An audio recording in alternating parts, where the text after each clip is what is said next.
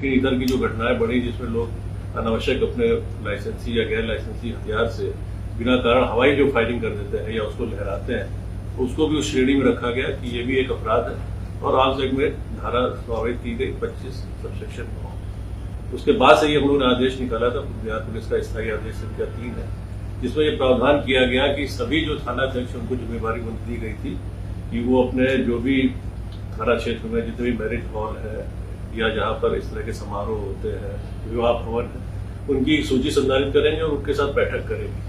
तो ये कार्रवाई पिछले 4 महीने में हो चुकी है।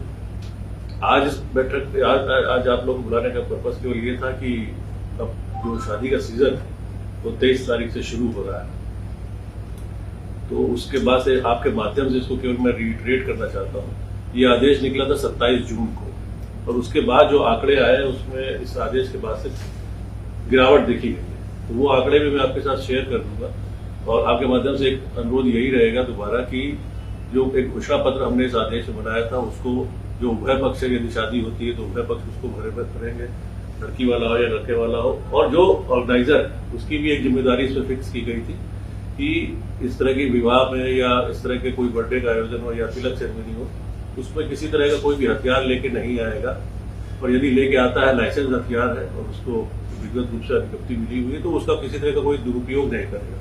उसको लाइसेंस मिला हुआ है सुरक्षा के लिए तो सुरक्षा के लिए ही रखेगा। और यदि किसी तरह की उसके बाद फायरिंग की जाती है, जिसको हम हार्श फायरिंग कहते हैं, तो उस पर कानूनन कार्रवाई की जाएगी। और सबसे बड़ी बात यह है इसमें जिम्मेदारी फिक्स की गई थी, जो दोनों पक्ष हैं शादी में या हमारे मैरिज हॉल के ओनर है या मैनेजर है, उनका भी इसमें संलिप्तता देखी जाएगी कि उन्होंने अपने स्तर से इस संबंध में सभी जो भी कंसर्न पार्टीज थी उनको सूचना दे दी, उनको अवगत करा दिया कि नहीं। तो इस तरीके से हम लोग का ये प्रयास जो हुआ, तो उसके बाद से घटनाएं ऐसा नहीं है कि शून्य हुई है, उसके बाद भी घटनाएं घटी हैं। तो ये आंकड़ा मैं शेयर कर दूंगा आप लोग के साथ।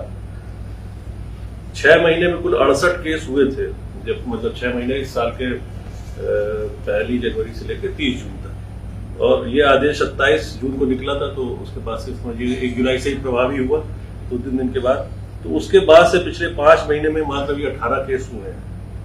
तो अगर आप देखेंगे पहले 6 महीने में 68 केस हुए थे और अभी 5 महीने में 18 ही केस हुए हैं, तो मुझे लगता है कि कुछ तो कमी आई। लेकिन आप पिछले साल के कंपैरिजन करेंगे तो टोटल संख्या लगभग उतनी ही है। तो लेकिन हमको उम्मीद है कि आने वाला जो शादी का सीजन है उसमें इस आदेश को अगर और हम लोग कड़ाई से अनुपालन कराएंगे और आपके माध्यम से जिस तरह से इसका प्रचार प्रसार होगा, तो मुझे लगता है कि आने वाले समय में इस तरह की घटनाओं में कमी आएगी।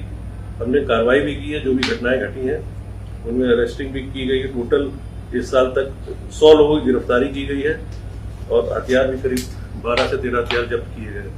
तो ये आंकड़ा मैं आपके माध्यम से शेयर कर दूंगा।